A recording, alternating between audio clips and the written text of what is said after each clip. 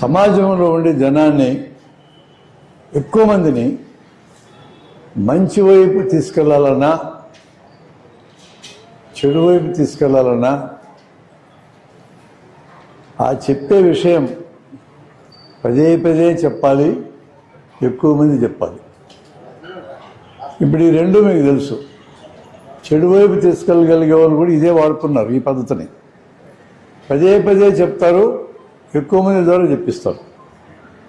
మనం మంచి విషయాలు చెప్పాలనుకుంటే మనకు అదే మార్గం, వేరే మార్గం లేదు. కూల్ డ్రింకులు పనికిమాలని, వేస్ట్, ఖర్చు దండగా, ఆరోగ్యాన్ని దెబ్బతీస్తాయి. 1986లో పదే పదే మనం చెప్పాం, రాష్ట్రమంతా 4000 చోట్ల చెప్పాం. ఆ టైంలో కూల్ డ్రింకుల గురించి, టానికుల గురించి, గ్లూకోజ్ గురించి, హెల్త్ డ్రింకుల గురించి చాలా మందికి అవేర్నెస్ వచ్చింది అనేది నాకు తెలుసు. ఈ మధ్య నేను వెంకటగిరి వెళ్తే ఓ స్కూల్లో ప్రోగ్రాం పెడితే ఒక టీచరు, నువ్వు 35 ఏళ్ళ మా స్కూల్కి వచ్చావు సార్ అన్నాడు. అప్పుడు చెప్పావు టానికులు తాగొద్దని, అప్పటి నుంచి మానేశా అన్నాడు. ఇది మెచ్చుకోవడమా తిట్టడమా? మెచ్చుకునే భాగం ఉంది, తిట్టే భాగం ఉంది. 35 ఏళ్ళ తర్వాత ఇప్పుడు వస్తున్నావు, ఇన్నాళ్ళు మా సంగతి పట్టించుకోలే అన్నాడు. అది తిట్టదు. 35 ఏళ్ళ నాడు నువ్వు చెప్పినటువంటిది బలంగా నాకు నాటుకుంది, నన్ను మార్చింది, అది మెచ్చుకోవడం. బలంగా చెప్తే, పదే పదే చెప్తే, ఎక్కువ సార్లు చెప్తే నాటుకుంటుంది. ఇప్పుడు మన మోడీ సాబ్ కూడా అట్లాగే చెప్తాడు. 10 ఏళ్ళ నాడు ఎన్నికలప్పుడు మనకు ప్రామిస్ చేసినాడు ఆయన.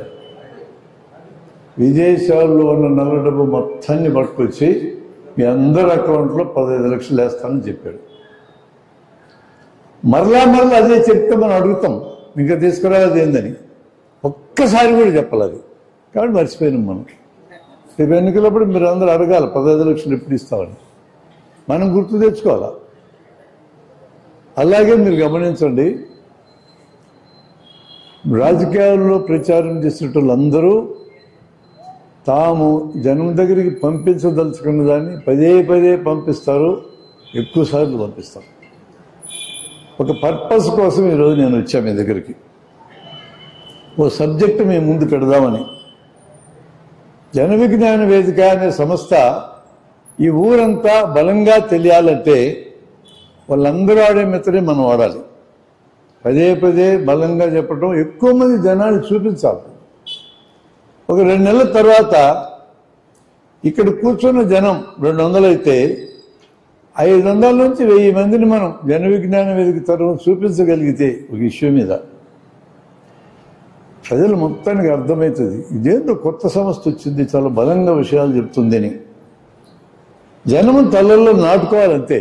రేపు ఎన్నికల్లో ఎవడు గెలవాలో ఎవడు ఓడాలో నిర్ణయించేది కమిటెడ్ ఓటర్లు కాదు, అటు ఇటు కాకుండా ఉండే ఓటర్లు ఉంటారు, స్వింగ్ ఓటర్లు. వాళ్ళు నిర్ణయిస్తారు ఎవరు గెలవాలో.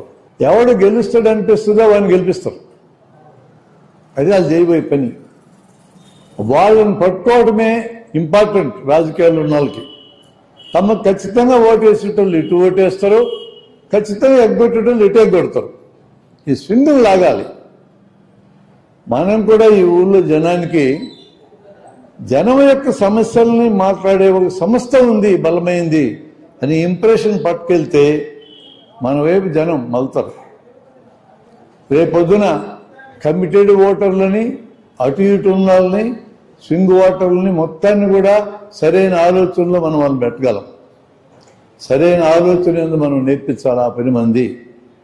ఇది చాలా ఇంపార్టెంట్. ఎందుకంటున్నానంటే కేవలం రాజకీయం మాత్రమే ప్రజల సమస్యలను పరిష్కరించలేదు. భావజాలం అని ఒకటి ఉంటుంది. ఆ భావజాలం యొక్క ఆధ్వర్యంలో జనం నడుస్తూ ఉంటారు. ఆ భావజాలం తలకెక్కితే భౌతిక శక్తి కంటే బలంగా పనిచేస్తుంది.